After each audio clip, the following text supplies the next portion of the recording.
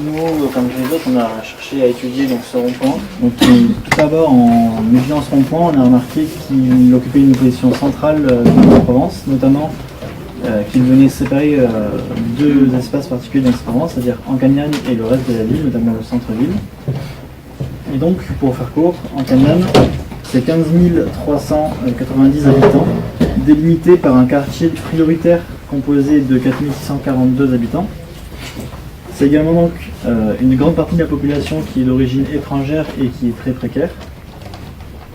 C'est donc une pauvreté qui est plus importante qu'ailleurs, avec un revenu médian plus faible que dans le centre-ville par exemple, car il avoisine les 21 000 euros par an, tandis que dans le centre-ville c'est plutôt les 29 000 euros par an. Le taux de chômage est lui aussi très important, puisqu'il frôle les 17% avec 16,24%. Autour de cette population s'articulent donc deux autoroutes très fréquentées, que sont l'A8, comme on voit ici, et l'A51 qui monte. Toutefois, Ancagnane n'a pas que du négatif, car il se trouve une forte proximité donc, avec la gare ainsi que le reste de d'Aix-en-Provence, notamment le centre. De plus, les logements ont un prix au mètre carré peu élevé, ce qui peut être avantageux pour les jeunes couples ayant un faible revenu, par exemple. Donc cela mène à se demander en quoi un territoire stratégique comme Ancagnane peut-il s'apparenter à un espace enclavé. Donc on est parti d'un premier constat sur notre lieu d'étude, c'est qu'il y avait un fort taux de pollution. Donc là sur les pastilles bleues, on a représenté le rond-point sur lequel on a fait notre diagnostic. Donc en fait, le territoire d'Ancagnane, il est très bien situé parce qu'il y a plusieurs axes autoroutiers et même des routes nationales qui passent autour du quartier. Donc là, il y a la 51 et la 8 par exemple. Donc ce qui fait que de fait, quand on rentre dans Aix, on passe directement par Ancagnane.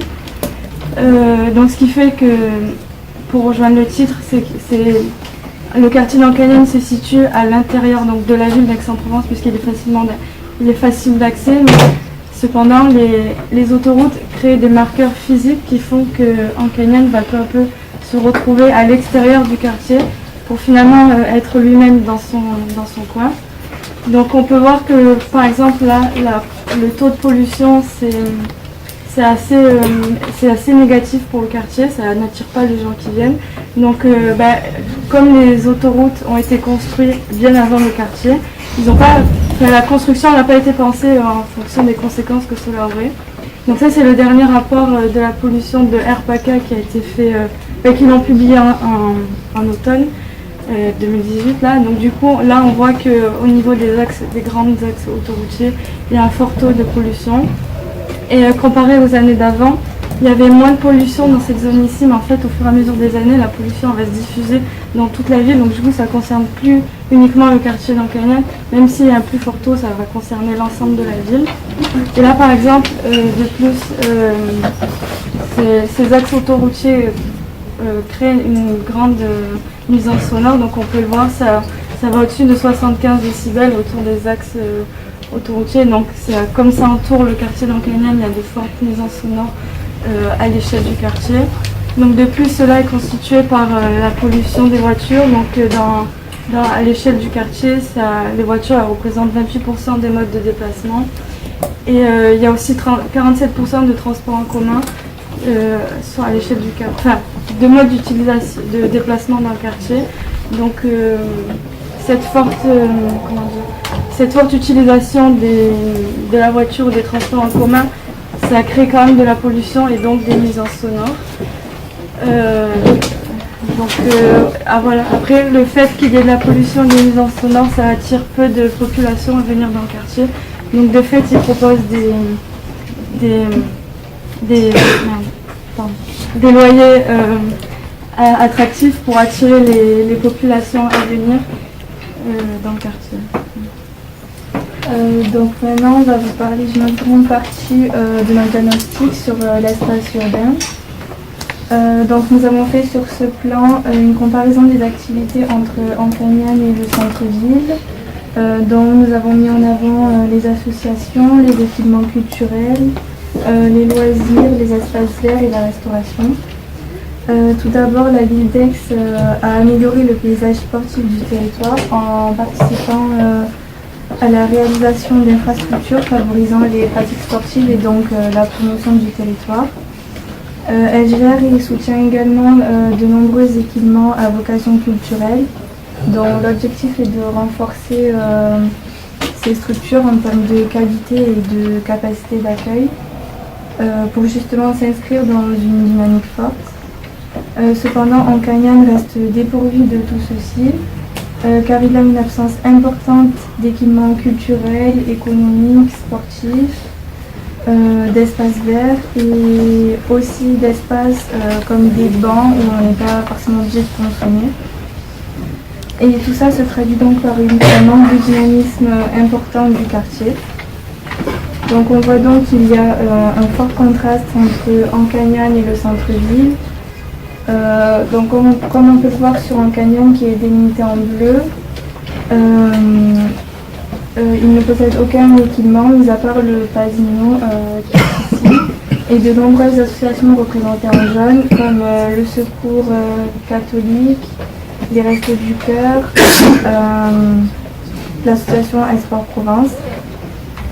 Contrairement donc au centre-ville, qui est marqué par de nombreux équipements culturels représentés en rouge, comme le musée Granier, qui est aujourd'hui considéré comme le musée le plus important et le plus dynamique du territoire national et qui joue un rôle moteur pour l'activité culturelle. Il y a également le pavillon noir qui s'inscrit dans le forum culturel du Pays d'Aix, la bibliothèque de la Méjane et le grand théâtre de Provence, pas très loin du pavillon noir, qui est considéré comme le lieu fédérateur autour de la musique et de la danse. On a donc remarqué qu'Ancagnan est un lieu de passage et non de vie de proximité. Justement parce que, car au niveau des usages, il y a un grand manque d'espace public et d'équipements.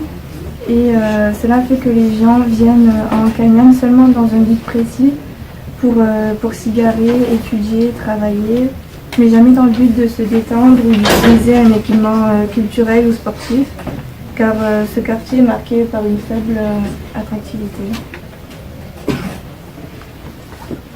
Cette faible attractivité et ce manque d'espace public se relève également dans la présence des espaces verts dans Ancagnan. Donc en cherchant quelques chiffres, on a trouvé que dans Ancagnan il y avait 10% d'espaces verts seulement. Et donc on a essayé de le schématiser dans quelques plans. Et on s'est donc donné l'objectif d'essayer de comparer Ancagnan à un quartier qui a été aménagé durant la même époque, avec le même taux de chômage et le même nombre de population pour avoir un pied d'appui pour cette comparaison. Et on l'a donc comparé au quartier de Gipjonc à Bourges. Et on a pu remarquer que dans ce quartier-là, il y avait 58% d'espaces verts, dans lesquels les espaces étaient très accessibles et étaient ouverts à tous et très lisibles dans l'espace, c'est-à-dire qu'on y avait facilement accès, on savait facilement où étaient les espaces verts. Tandis que dans Ancagnan, les espaces verts sont présents, mais cependant, ils sont très peu lisibles, ils sont très peu accessibles et ils se résument bien souvent à quelques buissons ou quelques arbres, ce qui ne laisse pas la possibilité aux habitants du quartier ou même à d'autres personnes pouvant venir s'y balader de pouvoir tout simplement profiter d'espaces verts qui auraient été aménagés exprès pour tout simplement leur utilisation. Voilà. Et pour finir, moi je vais vous parler donc de notre dernière partie qui s'articule autour du cheminement piéton. On a décidé de s'y intéresser car pour nous, en tant qu'étudiants, on est amenés tous les jours à se déplacer à pied dans le quartier. Et il nous a paru important de mettre ça en visibilité parce que pour nous, il est difficile de se déplacer à pied et c'est surtout pas très agréable. Au niveau de la lisibilité, on a d'abord commencé par prendre donc, deux schémas de l'emprise au sol du bâti. Donc le premier qui remarque le centre-ville d'Aix-en-Provence et le deuxième qui représente à peu près la même chose mais sur le quartier d'Ancagnan. Pour celui du centre-ville d'Aix, on remarque que l'emprise au sol du bâti est très dense, contrairement à celle d'Ancagnan. Cependant, on se rend compte qu'il est beaucoup plus simple de se déplacer en fait, dans le centre-ville, qui est déjà beaucoup plus agréable visuellement. On a aussi des passages qui sont... les rues se dessinent à elles seules et on a des bâtiments qui nous permettent de nous repérer. Contrairement à Aix-en-Cannes où c'est beaucoup moins dense, mais où il y a presque trop d'espace qui rendent difficile et qui incite un manque de repères pour se déplacer dans le quartier. Ensuite, on a décidé, pour rendre ça plus concret, de prendre en fait deux plans où on a nous-mêmes été marcher pour se balader dans le quartier d'Ancagnan en ayant un itinéraire, donc en partant du rond-point de la Mouret à l'IUT. On a fait donc 2 itinéraires différents. Donc on a le premier ici qui passe par les grands axes de circulation, donc l'avenue de l'Europe et le boulevard du Dr Schweitzer, qui est en fait l'itinéraire le plus lisible, le plus connu et le plus emprunté, autant par les voitures que par les piétons. Et on a le deuxième cheminement qui est beaucoup moins lisible même, donc qui fait ce trajet-là, qui n'est pas forcément plus long, mais qui est bien plus agréable parce qu'il est à moins de circulation, il est plus calme. Et il est par la verdure entre guillemets qui peut entourer certaines plus petites rues que les grandes voies de circulation, il s'avère être bien plus agréable pour marcher. Mais le manque d'information fait que même certains habitants ne connaissent pas forcément les nombreux passages qui peuvent se dessiner à l'intérieur du quartier d'Ancagnan.